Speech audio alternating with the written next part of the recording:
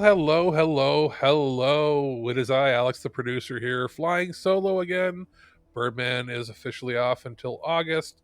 He'll be peppering himself in here with some reviews, as well as maybe an appearance or two on some other podcasts. I know we have a few that we've pre-recorded before his surgery, but there might be an instance or two where he pops up.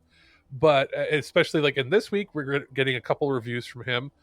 We will be having the TMNT Shredder's Revenge review. And also, there will be a review of Mario Strikers in here from him. As far as what has been going on with me, what's new? Well, it has been super hot. Like, we had two separate heat waves in the last week, it feels like, where the heat broke for a little bit and then it got like melty hot where I thought I was gonna have heat stroke just like in the apartment. Luckily I'd put the air conditioner in the bedroom and it was working overtime, but it was actually so hot that I couldn't put the air conditioner that I have. The way my apartment is designed, it's sort of an open concept for the living room slash kitchen, and in the kitchen dining room area of it, where it's sort of the hallway between the living room and the kitchen spot, has a spot for an air conditioner where you can pop it in the window there, and you just have to run like a 50 or 15 amp capable high quality extension cord to another part of the room so that we don't blow one of the fuses because of the apartment being old and everything being connected weird. So I just hadn't had a chance to put it in, but it was so hot that I didn't want to put it in because it was like doing anything that would take any effort was going to make you melt into the ground. So it's still not in there. Luckily, the heat broke, but during the time that we had the heat wave, I decided I was going to. I was like, what can I do? I don't want to do like any big gaming or anything right now. Like I have a few things I can do for review, but like I couldn't focus. I wanted to do something that was different. Well, during this time is when we had all the gaming conferences, so I was covering all of the stuff for the Prototype podcast here. We're still going to do a roundup of everything later on. I'll talk a little bit about that at the end of the show. But what came out around the exact same time was the PlayStation had relaunched their PlayStation Plus service, where now that it's merged it with PS Now plus other features. So I know we've talked about it and covered what the different tiers are in the past, but Sony provided provided me with a like they took my PSN account and then applied a 3-month trial of the higher tier, which is the PS Plus Premium. Now there's the PlayStation Plus, like the lower tier is the same as what PlayStation Plus always was. So the few games free monthly that they pop up, the ones that you redeem, as well as online play, discounts in the store, and cloud saves. And then there's the middle tier, which includes the back catalog of PS4 titles that you can download. Like it includes more of them, plus more per month. They're going to add new games to that. Like I think it's in a few weeks they're releasing Stray, which is that cat cyberpunk future game that I've been really hyped to want to play, and they announced that that's going to be part of that tier or higher for free on day one. So that includes that, and then if you jump to, and I think it includes some streaming stuff. No, it includes like trials. No, it's the middle tier that includes basically what was sort of already on PlayStation Now when they merged it in, and then the higher tier is premium, which is the one that costs the most, but still not a bad price at like $120-ish a year. But what that includes, and I've been playing around with it, is PS1, PS2 games, and PS3 games, and some PSP games. The PS3 games are still streaming only. I've tested out. Streaming works a little better. I don't know if they've upgraded the servers or something, but it seems to work a little better than what PS Now did. It's still not ideal. I'm fully, full disclosure, I do not like how the streaming works for PS3. I feel that, yeah, it's nice that they included it, but also some of the games that were on the streaming PS Now for PS3 stuff aren't there now. There's some new games added to it, but there's some that were removed. I was playing. I bought a month of PS Now about a month or so before this new service launched, and they rebranded everything. And I was playing Eternal Sonata. I don't see it on there anymore. So they removed some games from the service, which is kind of a bummer because I was playing through it a little bit. Now I went back and physically bought a PlayStation 3 from a local used store, and I went through and bought a few games. So like there are some games that I can get physically if I really wanted to play through them. I'd probably have to do that with Eternal Sonata if I want to beat it, unless there's going to be a remaster or something, or it's going to be brought back. Because it's one of the cool games that sort of just locked and lost to a few generations ago. That being said, what I've done this past week during the heat is I wanted to check out one of the PS1 games, because what's interesting is the PS4 games are just the PS4 games you can play. PS3 games are streaming. PS2 games are the PS2 games that were on PS4 already that you could purchase. That being said, some of the issues arise with them. There's some frame rate issues on certain games that are on there. As far as the one that is the most problematic is they include was it OK Shadow King? Yeah, I think it's one of the. It was like a launch title or launch window RPG on the PS2 originally, and then this was ported to the PS4. It's one of the few games that doesn't play on PS5 properly, even though it's backwards compat. If you have a PS4 and you want to play it, it plays perfectly fine. And I played a little bit of it, and I wanted to continue my game when I got my PS5. All of the menus are completely fucked up. They don't show up properly. You can't even read some text. All the overlays, it's like it's missing layers. And it's not rendering the graphics. It comes out like garbage, and you can't read what's happening on the screen. Everything looks completely messed up on the PS5. And I thought maybe when they launched the service, they would go back and patch certain games. No, it's still unplayable. And it's still kind of unacceptable that that's the case, because when you launched it on the PS5, when the PS5 first came out, and I launched that game, because I actually purchased it on the PS4. When you go to launch it, it would give you a warning saying this game and some other games playing in backwards compatibility may not, work properly. It doesn't say that anymore. It doesn't even give you that warning. But when you start it up, you can't even navigate the menu. So that's a game that I was like, oh man, it's still not working, even though it's part of the service that they're advertising. So it's too bad. But that being said, what's most interesting is the PSP and PS1 stuff, because that stuff had never been released before.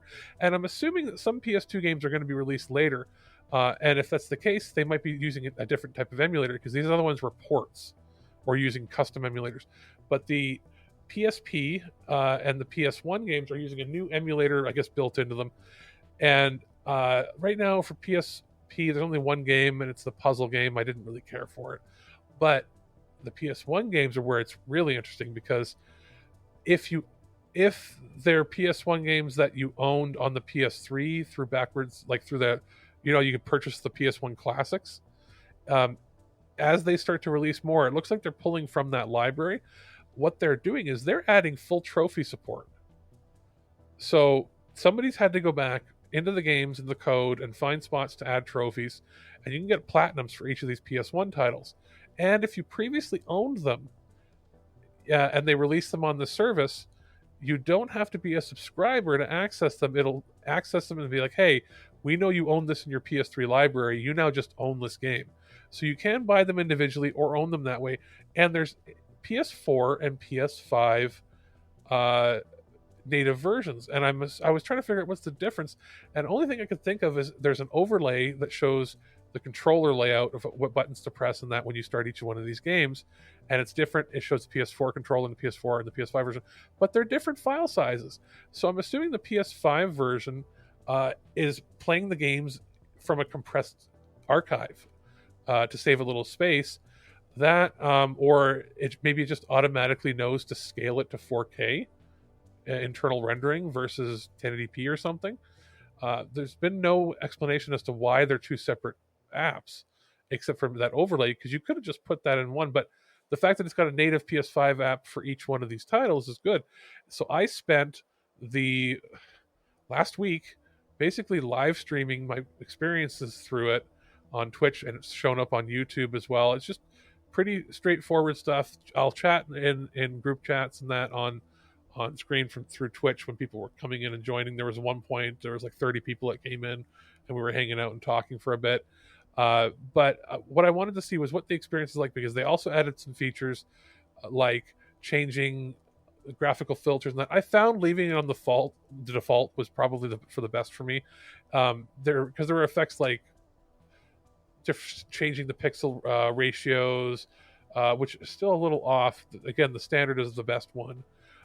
Changing shaders and adding scan lines. I found it just worked best in the default settings. But it also includes save state features where you can do quick save states, also rewinding. So they add trophies, the ability to rewind, and that saved me probably 20 or 30 hours of playing Wild Arms, which is a game that I owned on I owned it on PS1 initially, and I think I beat it back like 23 years ago, 23, 24 years ago, but I didn't remember past about halfway point in the game. And I then also bought it on PS3 for the PS1 Classics and only got about 10% through the game because lots of things were happening. Well, I got to go back and play it now because you hadn't been able to access the PS1 Classics unless you had a PS3 or a PSP. But now it's on this new service, and I already owned it, and which is, so it's free with that service regardless, but I already owned it to begin with. And I wanted to check it out with full trophy support. And I went and it saves me time because you can, if you make a mistake in a battle or you die, you can rewind and change it, and you don't have to go back from your starting point. So yeah, I've saved probably 20 hours of gameplay of grinding and mistakes and that. And I find that kind of quality of life upgrade is great. The emulation is pretty good. I found some audio glitches here and there, but overall it seems to be pretty locked and stable at frame rate and everything too. It was clearly 60 hertz game. It's not, you don't worry, it's not using the PAL versions like you might have thought. It's using the NTSC one, you can tell. And also, that being said, the save state options is great because it means you can save anywhere. You're not stuck with an arbitrary save point anywhere in the game. So I beat it and got a platinum trophy. And the video for that is up. So if you just want to have something on in the background and check it out, you can see that. It's been a while since I platinumed the game. And I guess this one is 23, 24 years in the making. But yeah, so that's what I had been doing this week. Also, I wanted to make a note, during all of this, had some correspondence with a few different companies. And one thing I wanted to mention that was pretty interesting is that one of the companies that we had done some reviews of their board games from, Asmodee Canada, has a new product line coming in later this summer and into the fall, and it's from what they call their Access Plus line. And what they're looking to do is take some of their existing, it's a new company formed to take their existing games and change them and make versions of those games that are much more accessible for people who have either some form of neurodivergent or cognitive difficulties, or just basically, like, if you have a form of disability that makes it hard to play, a traditional board game or their traditional games, they're trying to find ways to make new versions of the games that are open and inclusive so that everybody can play them.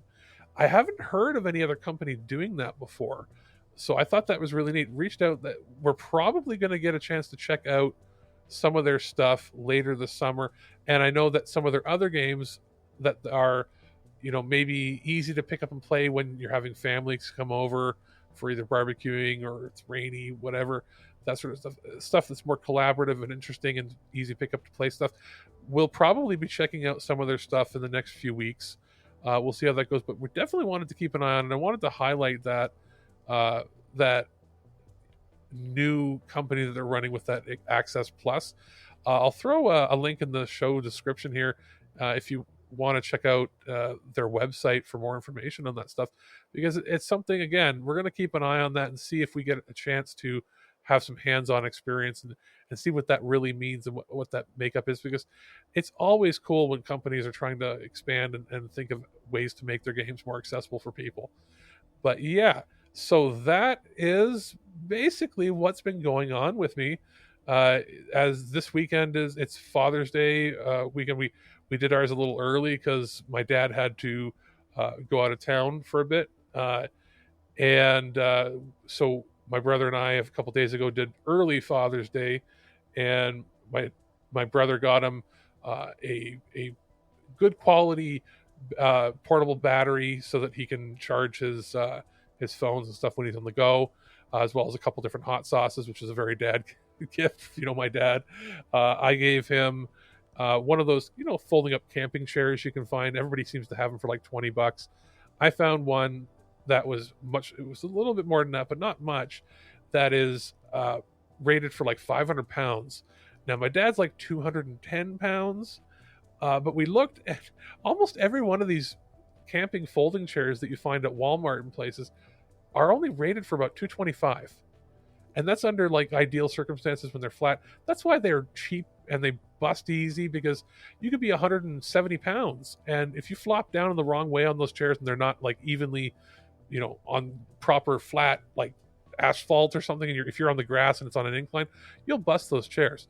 So we found one that was actually fairly cheap, holds 500 pounds. So now, because he likes to go outside and have a coffee, and he's still a smoker, so he goes and has his coffee and smokes and like reads the news or whatever. And in front of his apartment, like there's picnic tables and stuff, but it's not really in the shade. And he had one of those old cheapy chairs, and they broke a couple of years ago, and he just never got himself a new one. So now he's got something he can go outside, have his coffee in the morning, and just relax in the shade. And very dad stuff. Also, it'll help him if he wants to go barbecue. He can just set up that chair and barbecue, and when he's done, fold it up and take it inside. So I say it's better than getting him a tie. So he'll hopefully get some good use out of that over the next several years before it breaks down on him. And so we're gonna take a quick break here, go into one of our reviews, and we'll be back with the geek news for the week. Yahoo for me! Yahoo! Oh yeah! Hey guys, this is Mike the Birdman, and while I'm still out healing from surgery, I am doing some reviews here for Alex. So we'll be taking a look at a game we got sent to us by Nintendo for review. We're going to be looking at Mario Strikers Battle League for the Nintendo Switch. So this is a game that I've actually been really looking forward to for quite some time, simply because I've never really been into a lot of the Mario sports games. I mean, I really wanted Mario Golf. I've obviously played Mario Kart and whatnot. But Mario Strikers is one of those trailers that just kind of got my attention. So was very happy when Alex sent this over for me to review. And well, this is a 4-on-4 soccer game, which the best way to experience this is to play this kind of locally. But this game does have some fairly awesome online stuff where you can like create your own club. There's like competitive seasons. And there's a lot there for the uber competitive person in you. I spent most of my review time playing against the computer because if I'm going to go online, I'd like to at least play competent. And, well, let's just say, well, I don't suck, but I'm not great. And that's mostly because I'm playing this like I would a hockey game. And you're probably wondering, well, what the hell do you mean by that? I tend to rely on a lot of one-shot plays, and the game calls that perfect shot. But the game's mechanics, they're just as goofy and over the top as you might expect, but there's a fair degree, rather, of technical expertise involved, too. There's, like, perfect shots, there's charge shots, you can tackle people, you can charge tackle, you can dodge, you can do, like, lob passes, you can do straight passes, and there's basically a counter and a play that you can make for almost every situation. So there's an ebb and flow to each match, and you can't just fumble your way in the dark and expect to win. So it does have some really good underlying mechanics, like I would expect that of Nintendo, but you might be asking, is the game worth the purchase price? So you get 10 characters, you get all your like kind of Mario staples. I was really happy to see a character like Rosalina in here, who's the captain of my team, which is the Magicians. I also have Waluigi on my team because that boy needs to be put in Smash. Just friggin' do it already. But I also have Yoshi on my team, and I also have Peach. And I have Rosalina as my captain, and I think I have her as the person who does most of my shooting. You get 4 main attributes that determine how you play in a match, like how fast you are, how good a shot you are, how well your passes are going to connect, and, you know, how well you can take on being tackled and stuff like that. And you also earn coins whenever you play, which helps you unlock gear, which allows you to further customize your characters. And I think the best way to play this game, honestly, is I think locally with friends, because you can obviously connect a million Joy-Cons to this thing, so you can have that full range experience. Although online, I think you can only have two people play locally to play online. So if you want to have your full team, it would require multiple consoles, I think. It's I don't know anybody else on my friends list who has this game, so I really couldn't test that out, so that is what it is. The thing I'm having trouble with here, the game just feels a little bare bones. I mean, you get like 6 cups and one of them's unlockable, and the opponents, they might get a little bit aggressive, or they're a little bit cheaper. There isn't just a lot here. Like, I wish there was more modes that would maybe add stuff to it. And yeah, I mean, having items on the field, like, you know, an invincibility star, a bomb, a banana peel, a red shell, green shell, whatever. I'm hoping Nintendo takes the opportunity to improve this and add more characters. Like, where is Pauline, for example? Where is Dry Bones, King Boo, Shy Guys, Sniffit, Birdo? Like, there's like 1,000 different Mario characters here you could add, and we just don't have them. So I'm hoping Nintendo will do that. Also, maybe add some more arena customizations. Maybe add some characters like, I don't know, Diddy Kong, for example. There's a lot of stuff you could draw from the well here, and I really hope Nintendo does that at some point down the line. But bottom line is, I did have a lot of fun with this title. I think I just wanted a more full experience, maybe a couple of different modes, maybe the ability to do more. I think a lot of people, to have the best experience with this, you need to play against people, be it locally, or if you really want to get into that super competitive headspace and play in the online Strikers Club and earn seasonal rewards, that's where you're going to find the best competition is out there in the worldwide weird. Although I have a feeling it's going to be full of nothing but tryhards. But hey, what game isn't these days? Like, not everything can be Stardew Valley, I guess, where you're just chilling and making crops or whatever. So, can I recommend Mario Strikers Battle League? Well, that depends. If you've got a lot of friends that are playing this already, yeah, sure, I think it's a really good value if you guys intend on playing a lot.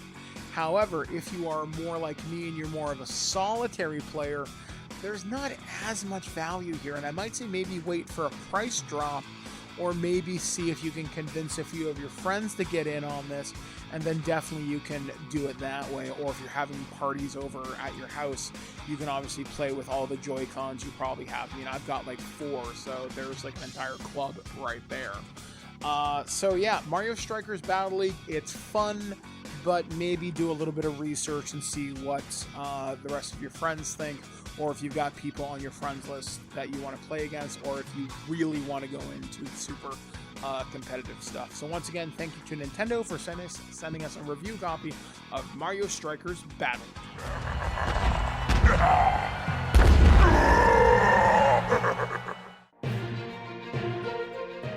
The Prime Minister of Sweden visited Washington today, and my tiny little nipples went to France. Gossip, rumors, panic in the streets. We're lucky. This Week in Geek News. It's time for the Geek News. This week, Birdman has provided 3 news stories for me to check out. I purposely have not read any of them going into this, and that's probably for the best because I find that it's always interesting to see what he picks. Now, our 3 stories are starting from superhero hype. The first story is Spider-Man No Way Home Extended Cut heads back to theaters in September. At the moment, Spider-Man No Way Home is one of the all-time highest grossing films, with $804.8 million domestically and $1.9 billion worldwide. However, it's going to get a chance to go even bigger this fall. Sony Pictures and Marvel have announced that a No Way Home extended cut is headed back to theaters on September 2nd, just in time for Labor Day weekend. In the following tweet from the official Spider-Man Twitter account, it was named Spider-Man No Way Home, the more fun stuff version. So what's in the new extended cut? We don't really know yet, since Sony and Marvel have yet to share any details. Regardless, it's almost certain to include more scenes of all 3 Spider-Men, Tom Holland, Andrew Garfield, and Tobey Maguire.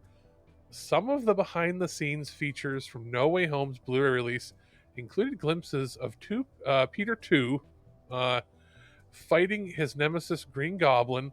Presumably that will be among the restored scenes. As for the September release, that date may have been chosen because the box office competition is relatively weak that month. No Way Home has a real shot at opening at number 1 again. It also happens that 2022 is the 20th anniversary of Sam Raimi's Spider-Man and the 60th anniversary of Spider-Man's first appearance. So it makes it the perfect time to revisit this fan favorite sequel. And if we're placing bets, you could probably wager that Sony will release More Fun Stuff Edition on Blu-ray and 4K HD just in time for the holidays. That's interesting. I mean, if I had to guess, maybe it's like was it a PG version or like yeah, they released a toned down version of was it Deadpool 1 or Deadpool 2? The one with Fred Savage, where it was being told as like a Princess Bride story where they filmed extra scenes in between things. Maybe it's something like that. Maybe they're gonna put a little teaser at the end of it, beyond like an extra teaser to hype up more of the Marvel stuff or whatever is happening next. Who knows? That's kind of interesting that they're doing that though. But I get it. It is a weak time, like because there's a lot of movies that were shuffled around and pushed around here and there. But yeah, so moving on, our next story here is from comingsoon.net, and it says Jon Snow spinoff starring Kit Harington in development at HBO. It says here, get ready to go back to the world of Game of Thrones with a familiar face, as Kit Harington will likely be returning to HBO airwaves as Jon Snow once again.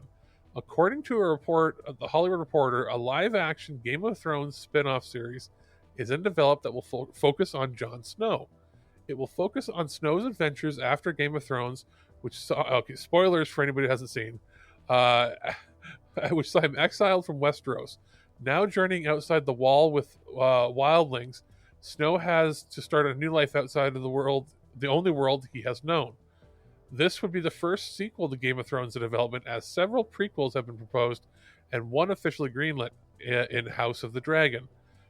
However, in its early development, it hasn't been given a series order yet, so don't expect it to hit screen anytime soon. Harington is attached to the project, though, should it move forward.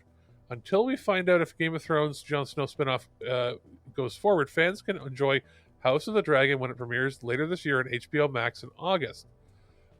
Based on George R. R. Martin's Fire and Blood, House of the Dragon chronicles the rise and downfall of the Targaryens, who are the only family of dragon lords to survive the doom of Valyria.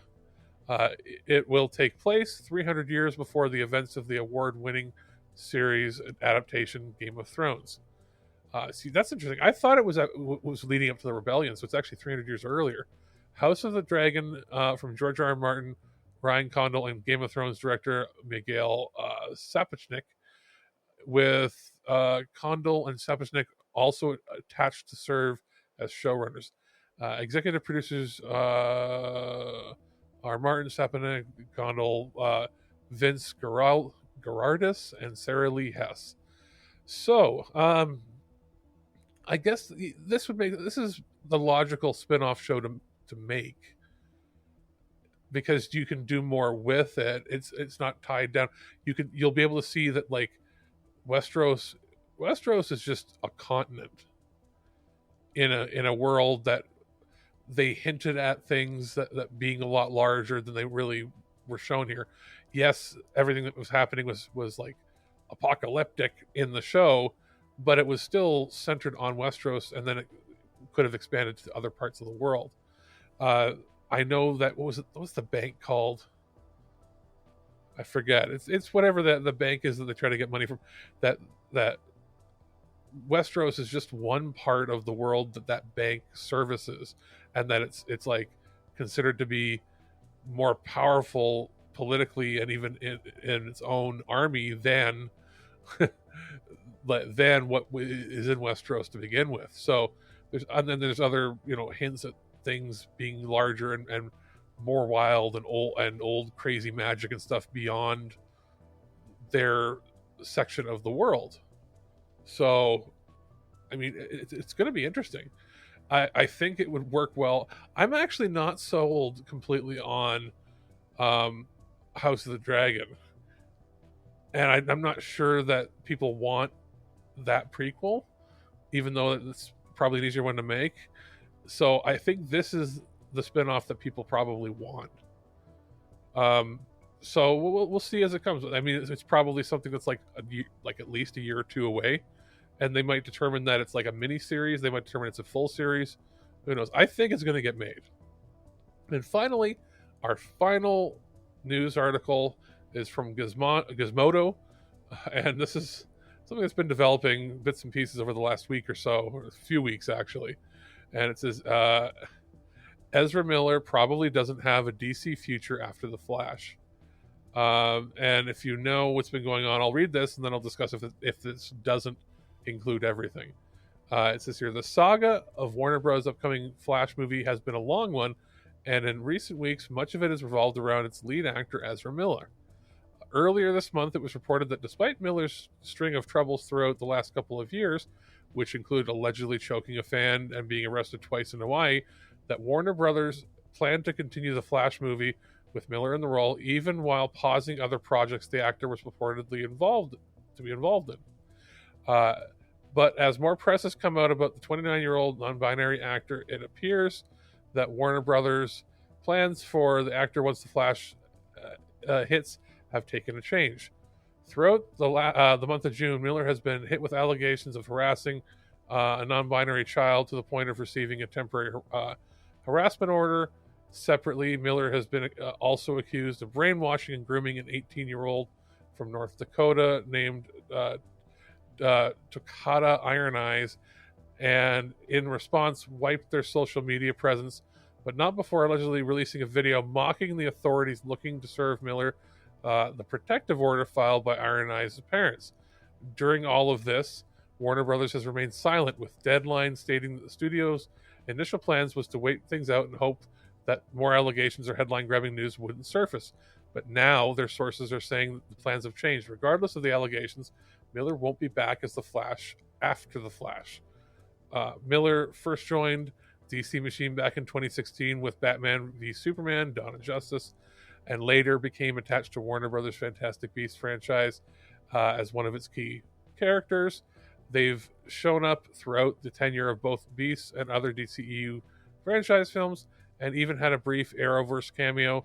At this time, it doesn't seem likely that Warner Brothers will drop Miller entirely and remake The Flash anew. For one thing, it's been in development for a long time, and has already cost plenty of money to see trying to see the light of day. It doesn't sound like Warner Bros. Has any plans for who specifically will take up the Gold Wings and Red Suit after the Flash releases. Right now, they just want to try and release the thing on June 23rd, 2023, and go from there. Yeah, that's been pushed so many times. Like, by the time the movie comes out, Ezra's probably going to be in jail because there's a warrant out for Ezra's arrest, and Ezra can't be found, has been eluding the police. So, yeah, there's a connecting article that was about the projects Warner Brothers put on pause after Ezra's arrest. Now, this was from earlier, a few months ago.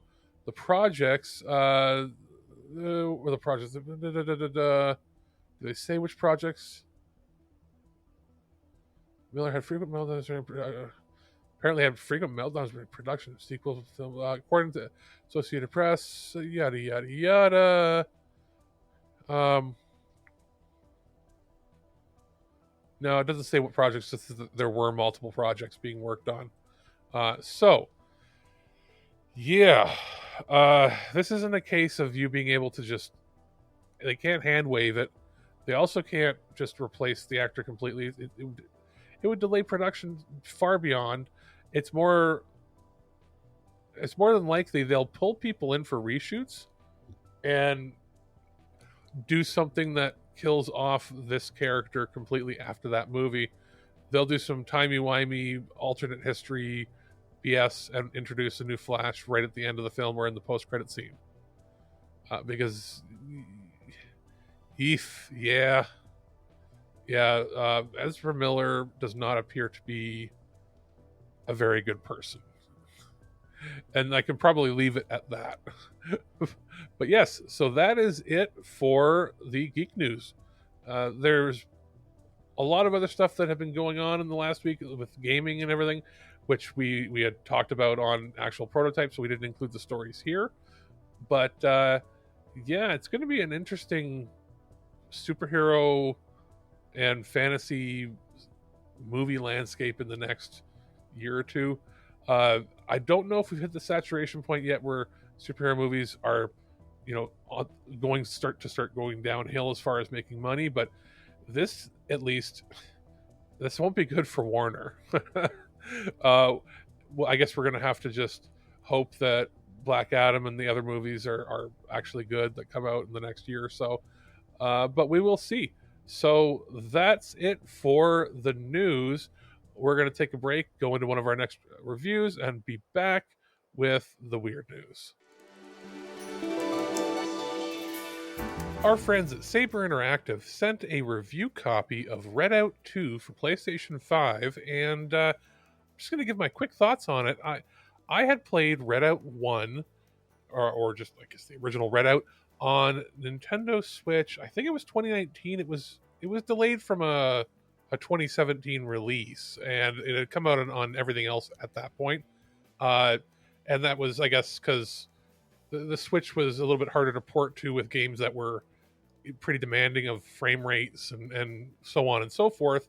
And I thought that was a pretty valiant effort at the time. But we're now a few years in beyond that, and I was a little concerned.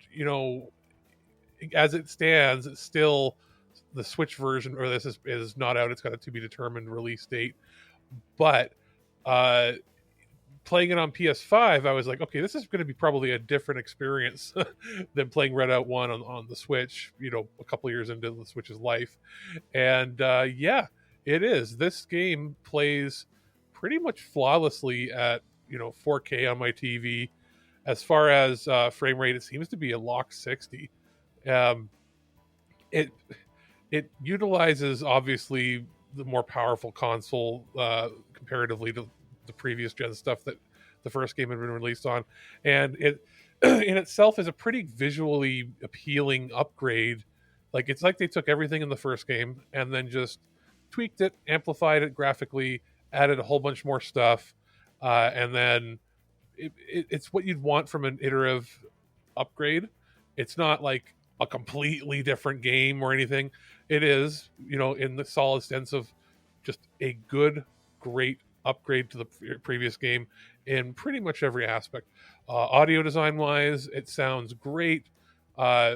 Visually, like I said, it's pretty much like a modern take on Wipeout, or like Extreme G and that sort of games from back in the day. Like almost like, what if you visualized a 4K-ish looking game back in the late 90s of these kind of racers? Like, what would you expect? Redout is that. It's got everything you'd want. Controls quite well. It's not quite. It was, the original game was a little more floaty, if that makes any sense. With this game, I feel like you seem to have a little bit better control. They've tightened that up a little bit, which is always great, because I found myself bouncing off the walls a lot less this time around than when I played the original. As far as I was going to say, like, as far as graphics, I don't think it uses like HDR or anything to like a major effect. It's got a good color design, got good lighting and everything. It's not something that's like taking advantage of every single bell and whistle that you've got on next gen, because this is a cross generation release, but it does hold its own when it comes to being something flashy and visually appealing. It's not going to just be, it's not blah or anything. It's very, very captivating that way. It does have 6 levels of difficulty, which you might want to change. There's pretty customizable sliders for everything that you can imagine. Think the amount of difficulty settings you can set in some of the bigger simulator racing games. It's sort of got that here, which is pretty cool.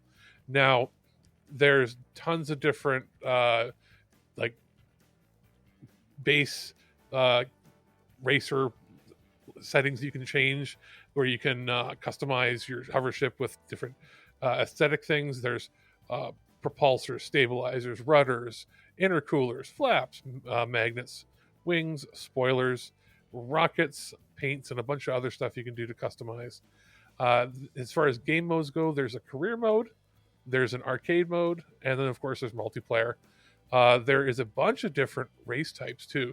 You've got like a classic race, you've got a time attack mode, a arena race where there's no respawns. So you either finish first, or you can maybe survive to be the last ship standing. There's last man standing. There's a speed mode and a boss mode. Boss mode is interesting. In that mode, multiple tracks are seamlessly linked together without loading screens. So pretty neat stuff there. The price point on it, $30 US, $45 for the deluxe edition, and then there's a $50 ultimate edition. The ultimate edition is only available on PC, and it includes the digital soundtrack. The deluxe edition includes the game plus the season's pass, which is bundled in at a discounted price. Apparently, there's going to be 2 future DLCs released, which I mean, it seems to be the right value for what it's purporting to be. I think if you liked the first Redout, you'll like this more. And this is actually a good starting point if somebody wants to just, you don't have to play the previous game. You can jump in here and you have a pretty solid experience. Go crazy? Don't mind if I do! Human sacrifice, dogs and cats living together, mass hysteria! It's weird news time. Birdman has gathered 3 stories, none from me this week. And again, I'm going in blind with what he had grabbed. So this first one is from ndtv.com. Man's video showing 1 million strong frog army, in quotes, shocks the internet. Social media is amused by a video of a man who claims to have built an army of over 1 million frogs in his garden, who initially posted on TikTok. Social media is amused by blah, blah, blah, blah. We just said that. You're asking me to read the same part again. No. The user initially posted videos about his journey on TikTok, but the clips later appeared on YouTube and social media platforms as well. Using the handle @ThinFrog, the man said he now has an army of 1.4 million frogs. In the video, the man talks about rescuing a whole load of frog spawn, watching their growth from tadpoles into full-fledged frogs. In the viral video, the man's first seen releasing the frog's eggs into the water body, which turn into tadpoles. Then later demonstrates how the tadpoles have grown into young frogs and totally covered his backyard. 95 days ago, I rescued 1.4 million frog eggs and put them in a pond for a frog army, and now they're leaving the pond. 1 million little frogs are hopping around the garden. I don't think I can walk on the grass anymore. This is the biggest frog army ever. But I kind of regret this now, he's saying in the video. No one can go in the garden. The full garden and neighbors are taken over by millions of baby frogs, and there's still about 500,000 tadpoles follow to see the giant frog army grow. This was successful, he further says. The video has received over 2.8 million views on Twitter, where it has been shared by Ramsey Bolton. Many users are concerned about the man's little experiment. This is here in quotes. The frog population enjoying itself, and that guy about to cause an ecological disaster via 1 million tadpoles. When I was a kid, I used to always be mad at our lakes. Didn't have gators and dreamed of doing this. Glad I never did, though, a user wrote. Yeah, it's just a small little story, but again, kind of irresponsible. Reminds me of that Simpsons episode. Was it Bart that introduced a frog? I think, was it something like a frog or something got introduced into Australia? And it's the one where he's going to get the big boot where they're going to have to kick him in the butt, and then he refuses to, and they have to run home. It's about like ecological disaster. And then a koala bear, I think, like hitches a ride on the plane, and that's how it's going to end. So interesting. At least it wasn't alligators or something like that. Next story here is from comicbook.com. It says Nerf's new mascot Murph is already horrifying the internet. Nerf has impacted the world of play for generations ever since the toy brand first entered the scene in 1969. While the company's plastic toy and foam darts have become ubiquitous, the brand has actually never had a mascot. And they decided to change that in a pretty unexpected way. On Friday, Nerf unveiled the first look at Murph, an anthropomorphic character who will now serve as the company's official mascot. Murph, who uses non-binary they-them pronouns, is a figure whose body is made entirely out of Nerf darts.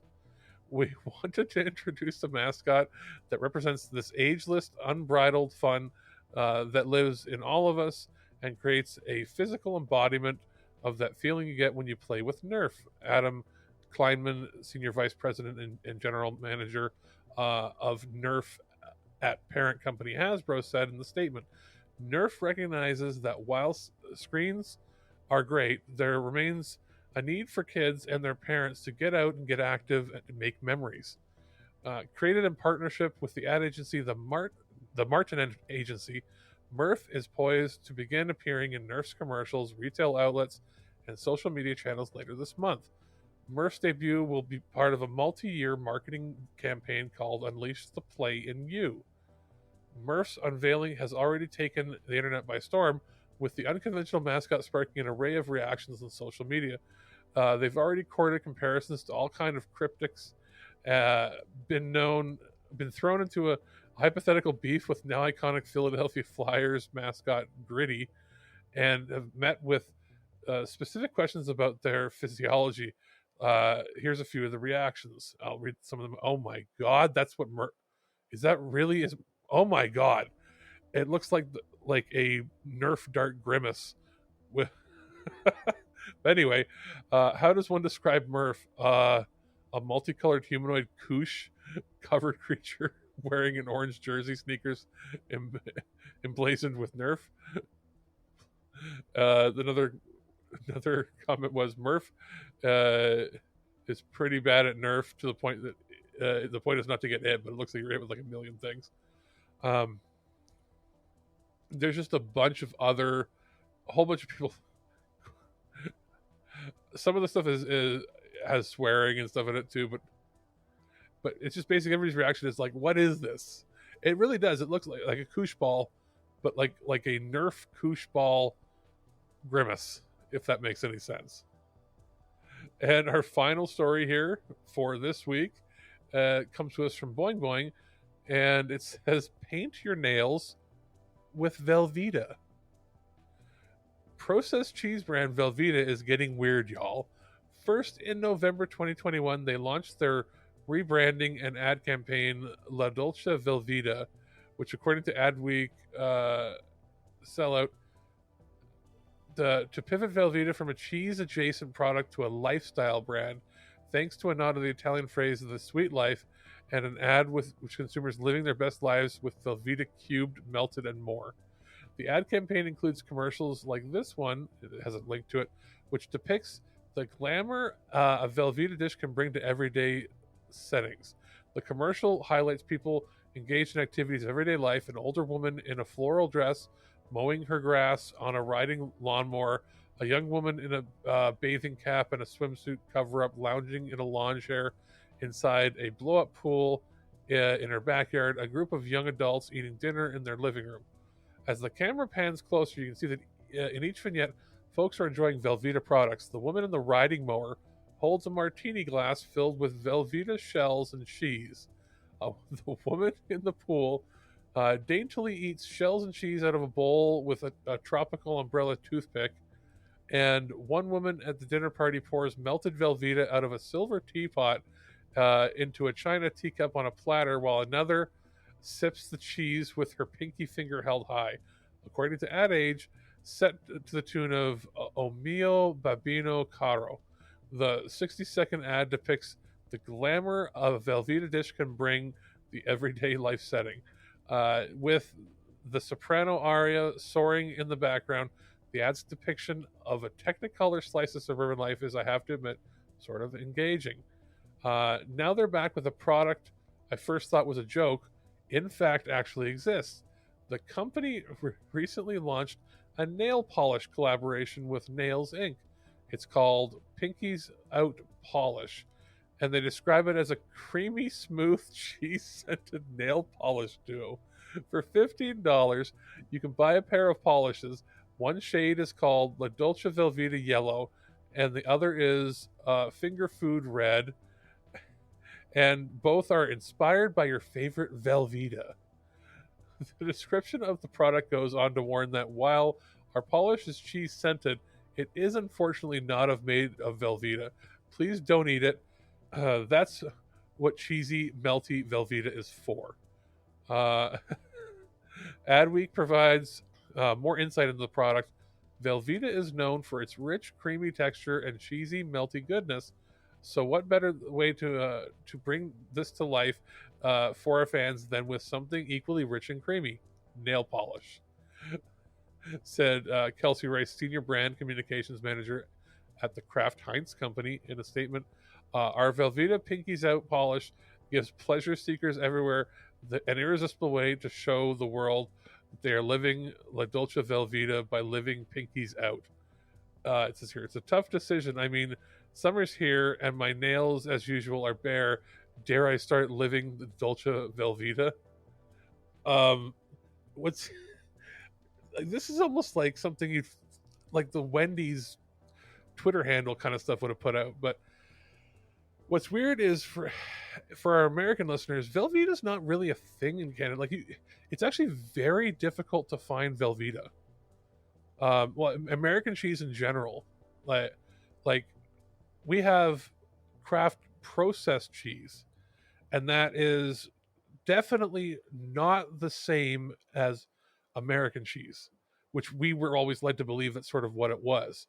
So the processed cheese is like the waxy, plasticky singles cheeses that's out there. Velveeta in the States, you can buy it in like blocks. You have to go, I think you can get it at Walmart here, but not every Walmart carries it. But Velveeta is a very uncommon cheese to get in Canada.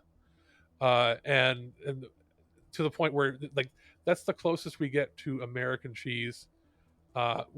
Like American cheese is not even legally sold in Canada. Something to do with pasteurization and something else, but like it's the only cheese. Like we have hundreds of cheeses from all around the world. American cheese is not sold here, and Velveeta is very hard to get. The closest you can get here is you can get macaroni and cheese or Kraft Dinner with Velveeta, I think Velveeta shells. And so you can get that kind of Velveeta, like if it's in the actual mac and cheese box, but like as like the powder, or maybe it's a liquid in there. But as far as actual Velveeta, it's hard to find. Yeah, it used to be something that you found around here. So I mean, I don't know. Would you go out there and use it? They actually show like the ad for it has the two nail polishes on, the red one on first, and then somebody put like little blotches of the yellow orangey yellow mac and cheese nail polish. I'm sure people are going to buy it just as collector's items. I'm also sure that Birdman's probably looked into trying to get one for Blair. But we will see. Velveeta nail polish. So that's going to do it for the weird news. We're going to take a quick break, go into a review, and come back with the end of the show. Teenage Mutant Ninja Turtles, Teenage Mutant Ninja Turtles, Teenage Mutant Ninja Turtles, heroes in the half shell. They are the world's most fearsome fighting kings. The heroes in the half shell and their queens. When the evil Shredder attacks, these turtle boys don't cut them no slack. Hey guys, this is Mike the Birdman here, and while I'm still out recovering from surgery, I'm still reviewing some games here on TWIG for Alex and everybody else. So I got sent a couple of codes for this really awesome game, and I'm going to be talking about the Dotemu and Tribute Games TMNT Shredder's Revenge for the PlayStation 5, but also pretty much every platform you can possibly imagine. And this brought back so many nostalgic memories. I have been a fan of the Ninja Turtles since I was a kid, basically. I have seen almost every episode of the original cartoon. I used to get a pirated CBS television signal that my parents had. I remember being in the theater in 1990, seeing the first Ninja Turtles movie, which was, I think, coincidentally the first time I ever had Domino's Pizza. But anyway, so this game actually holds a very special place in my heart because once upon a time I was part of a community known as Screw Attack, and for those of you that have hung around the internet for quite some time, you probably know what that website is. But the reason I bring that up is this game had a chance for me to connect with a person I haven't talked to in about 15 years. So I was reviewing this game on my PlayStation just recently, and my good friend Fox, which is always a good sign from my spirituality of my indigenous side, but that aside, he invited me to play with 4 of his friends. So me and the Green Machine, all of them were turtles. I was playing as my girl April O'Neil, went through the entirety of Shredder's Revenge, and we had, frankly, a friggin' blast. So this is 16 levels of mutant mayhem would be the best way to describe this. And this takes the best parts of the NES era Turtle stuff, the SNES era stuff, and the stuff that you may have seen in the arcade if you were fortunate enough to play both of those old Konami coin-op machines, and gives you something that reminds me kind of like Scott Pilgrim or Streets of Rage 4, and it's a beautiful product from start to finish. It has some of the best music that I think suits this type of title. Definitely this year for one of the best soundtracks I've heard this year. The most co-op fun I've had in forever, and this is an achievement, and I almost did it with them, but I did it by myself tonight. I had a 250 hit combo, but I got knocked out of it at hit 241. And then tonight, while I was screwing around, I somehow managed to get a 511 point hit combo. And I gotta say, I feel pretty accomplished, so a little bit of dust off the shoulder there. But no, this was fantastic. And the people who developed this game at Dotemu and Tribute Games, they know the franchise. There were characters there like Wingnut, there was Chrome Dome, Ground Chuck, Dirtbag. Obviously, you get classics like Baxter Stockman and Leatherhead, Bebop and Rocksteady are given, Krang's Android Body. But you're given retro throwbacks to some of the toys, like the Rat King's sewer raft is there. I can't remember its name. There's that really weird foot machine that where the commercial has them being covered in like ooze, I think. That's like an enemy you can fight in the game. There's rock soldiers, there's triceratons, Toka and Razar make an appearance. There's this character I'm not totally familiar with, Tempestra. Maybe she's from the animated series or maybe from the comics. But it was really cool just to see these guys know the toys well. And as someone who's a fairly big toy collector, or was, of vintage TMNT toys, it was a real treat to see this. And this is one of those games, if you have ever loved the Ninja Turtles franchise, buy this right now. Like, seriously, it is the best money you will spend on a co-op or single-player beat-em-up. I mean, you can play this in the arcade style, which basically gives you max power-ups, which just basically means all your characters' abilities are unlocked, which is basically like extra hit points, your ninja abilities, whatever. Or there's the story mode where you hunt down collectibles and cameos, and you'll get appearances from like Vern and Burn from Channel 6.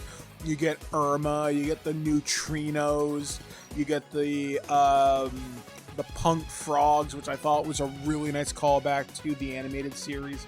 And I saw this on YouTube tonight. There's talk of different character costumes and DLC characters. So you could see characters like Usagi, Yojimbo. I would love to see Ace Duck, stuff like that. One thing I would love, it'll probably never happen, but I would love to see costumes for the Crooked Ninja Turtle gang. Like, it's nostalgia delivered at just the right way. I mean, honestly, you're going to pay less for this game than a pizza party for your friends, but you know what? That would be the perfect accompaniment to this. So, TMNT Shredder's Revenge is one of the best titles I've played this year, and you are doing yourself a massive favor by buying this on your console of choice, getting a few of your friends to do the same, and experiencing a night of retro throwback action that you will not be disappointed.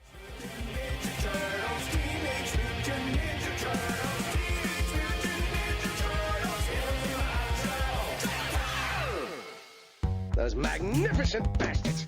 Color me kooky, but something very odd is going on around here. You're not allowed to talk anymore. And that is going to do it for the show this week.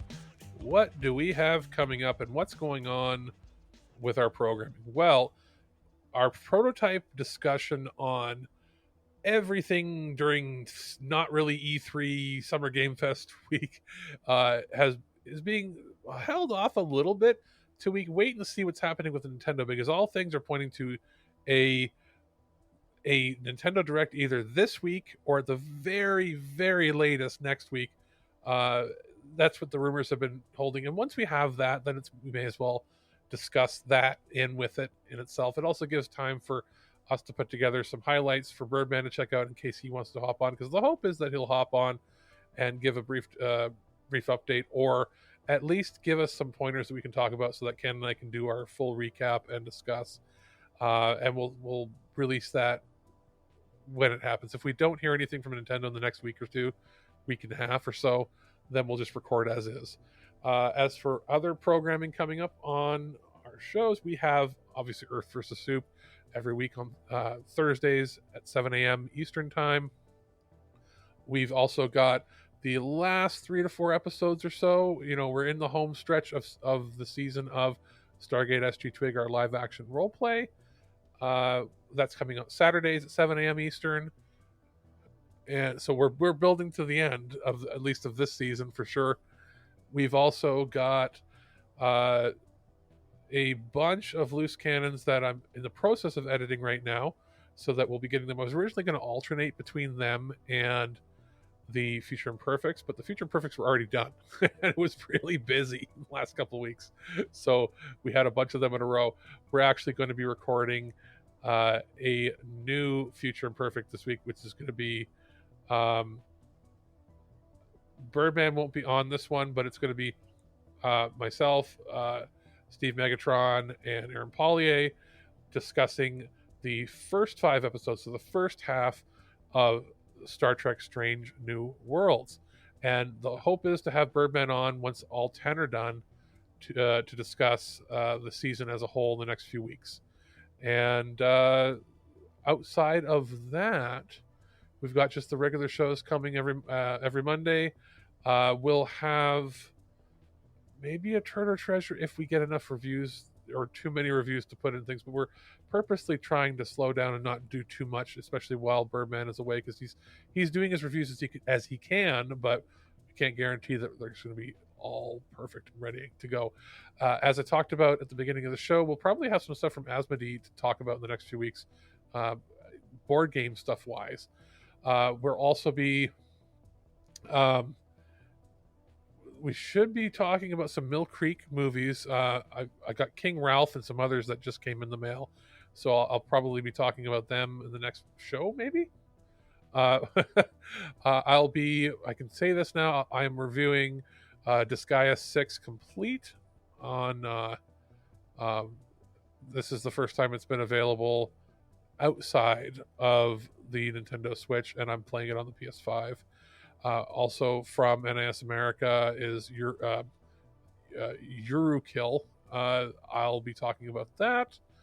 And we have some other stuff on the horizon. Just waiting for things to show up, basically. It's the bit of the lull. There's a lot of games and stuff coming in the next few weeks that I'll be excited. Hopefully we get review copies of. But yeah, that's basically what I've got in the go. Birdman has a few other things that he's juggling as well. So I'll keep everybody informed as to what's happening there. It's hard to believe, June's almost over. Hopefully we can survive the heat till August and September, and then, pull out those ACs again and have the fresh air in the apartment until sometime in... Actually, who am I kidding? In December, I'm still going to have the windows open just a crack to get some cool air in. So we'll at least have some fresh air then. It's finally broken with the heat, so the last couple days have been cool. And I've had the windows open so that it's blowing glorious outside air in, and just kept the AC in the bedroom to do dehumidifying stuff. And yeah, so I'll probably still be gaming from the bedroom mostly this summer. My poor living room electronics, please, hopefully you can stay dry and not so humid that you can cut the air with a knife.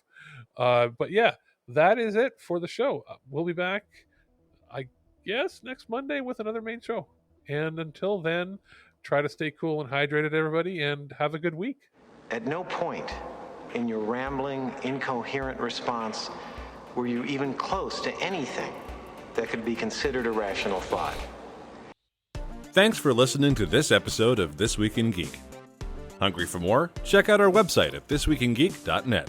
You can subscribe to the podcast, browse our Twitter and Instagram, and leave your thoughts on today's topics. If you'd like to give us some feedback, send us an email at feedback@thisweekingeek.net. Tune in next time, and remember, lower your shields and surrender your listenership. We would be honored if you would join us. Thank you for your cooperation. Good night.